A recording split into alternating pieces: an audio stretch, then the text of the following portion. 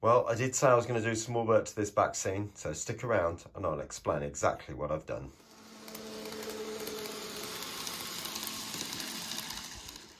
Well, good evening everyone and welcome back to Piccadilly. Now, we're going to carry on with this back scene as you saw last week. I put that in. And this week I'm going to sort of, well, detail it if you like. And there's some things that I said I like about it and there's some things I don't like about it. And one of the things that I don't like is this edge that runs all the way along here. And why? Because the light is catching it. Now, I'm not going to tip the camera up, but I have got some spotlights up above us. And it's literally just catching the top edge of that. I've been over it with marker pens. I've been over it with pencils. So what I'm going to try and do now is go over it with a very, very fine paintbrush and hopefully dull it back down again so it doesn't catch the light quite so much. Make it more matte, if you like.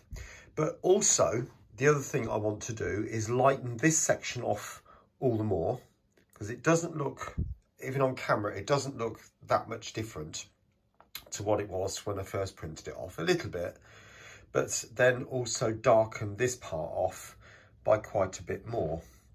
Like for example, this area here, these bricks are just a tad darker than that, so I'll have a go with those with the coloured pencils, and also the front entrance to the station as was.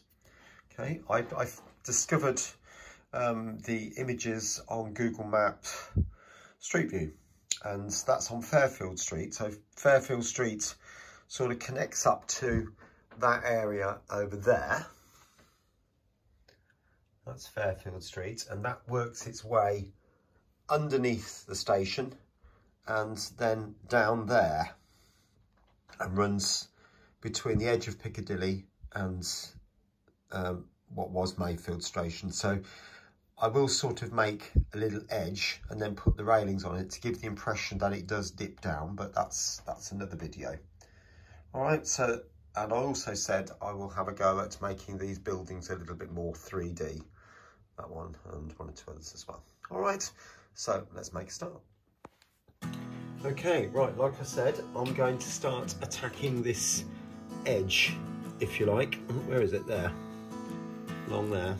And that's the grey paint I've got. Now, I'll just put it on, see what it looks like. Now, I've gone over it with more of a brownie marker pen, and you probably even be able to see the stain going up onto the back scene. I'm really not that bothered. All I'm doing with this is to try and add to what's already there and see if I can dull it down. Right, so I'll do a tiny little bit here now. I'm literally just going to put a tiny bit on. I'm not putting on a lot, and you can see I've got the smallest of brushes. So literally just dab it on.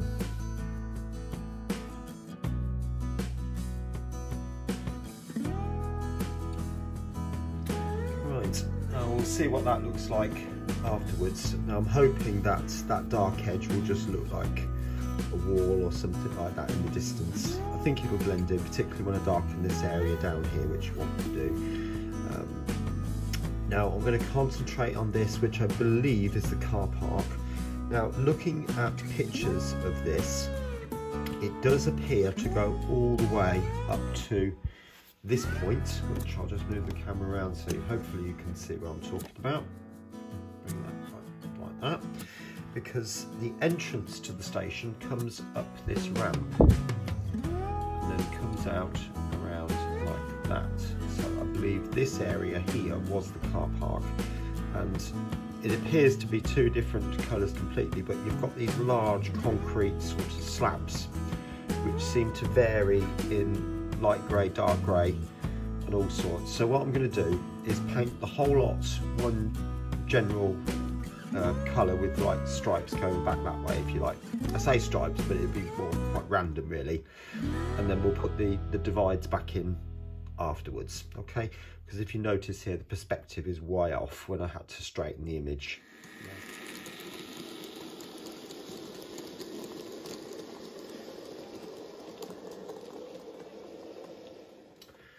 Right, I have to apologise. I've just painted this section just here, this car park area, and I thought I'd got the camera on time lapse, and sorry, it wasn't.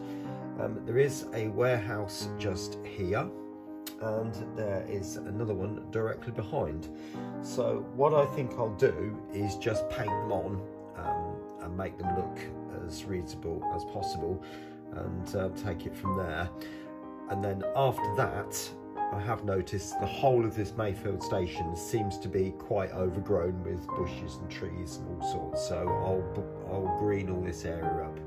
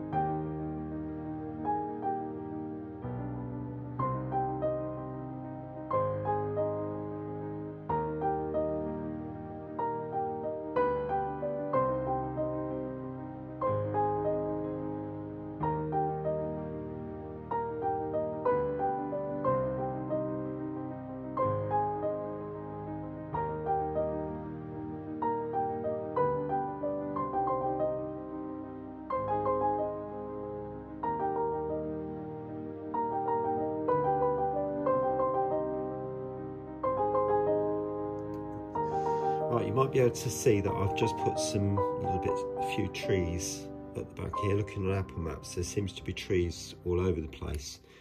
So it's going in quite pale. I'm just going to put a couple in just there, like that, and a bit there. And then just go over a little bit with the dark, just to dab a little bit of dark over the top. And that'll probably be sufficient for a tree in that area. Right, but there seems to be trees all over the city and that side of it, so I think I'll leave it there. But what I do also want to do now is to lighten up this back section, which is this bit running along the back here. Now I did try to do it with coloured pencils and it didn't seem to make an awful lot of difference. So with the driest of washes that I can dare get away with, I'm just going to paint a very thin white emulsion over the top, blended out without too much water. Why? Because if I get this bit wet, it'll just crinkle up and it will look a mess.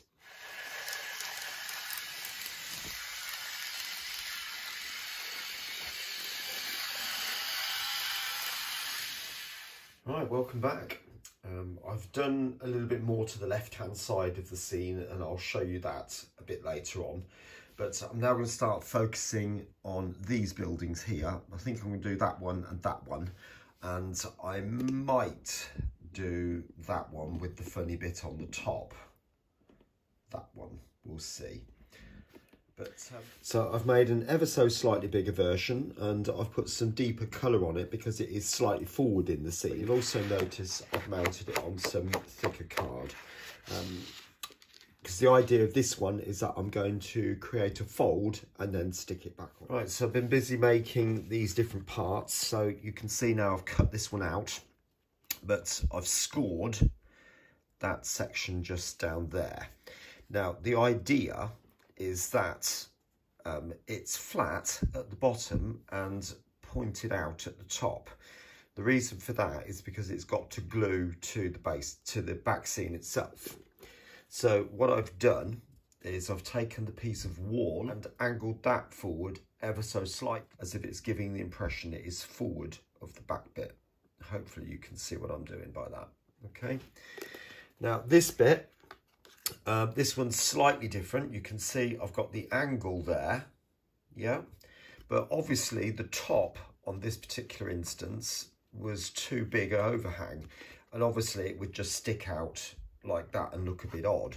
So what I've done is I've literally just sort of manipulated it just so that it meets up, and I'll put a bit of tape over that or something like that, or stick a piece of paper and glue it on.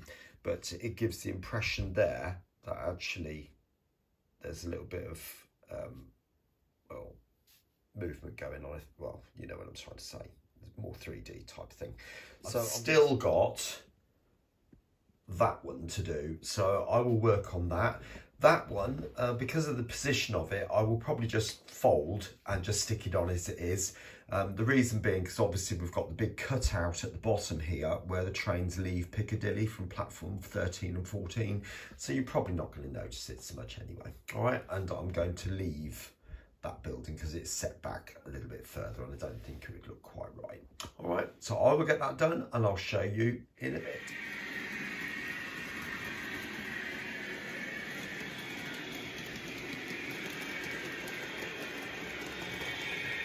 Right, there it is. That's the scene now. So we've got some buildings now with slight folds in them, like that one, that one.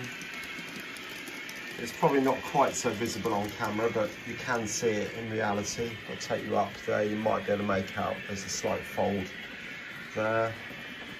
I think that one's probably the most obvious, to be honest.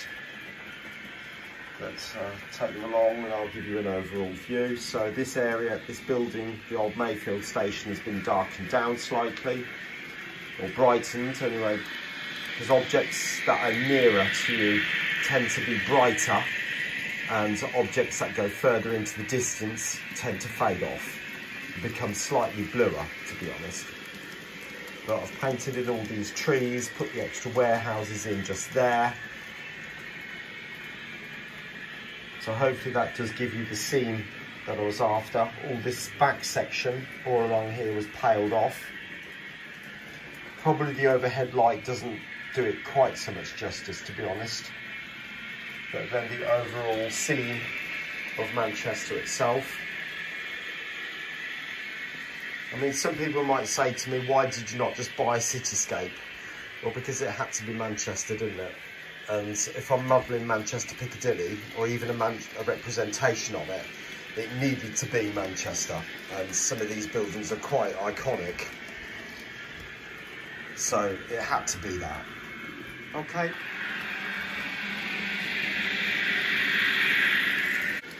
Anyway, next week is the Great Electric Train Show from Milton Keynes. So I should be there, and there'll be a large number of other YouTubers there. So if you see me, please come and say hello. It'll be lovely to meet you and see what you're up to. But anyway, so I might do a video based on that next week. Or on the other hand, if I get anything done on the canopy roof, it might be on that as well. Or either or. All right, anyway, 2 videos on your screen right now, so do please take a look at those at the very end. And I'll catch you again very, very soon here on Piccadilly. Bye for now.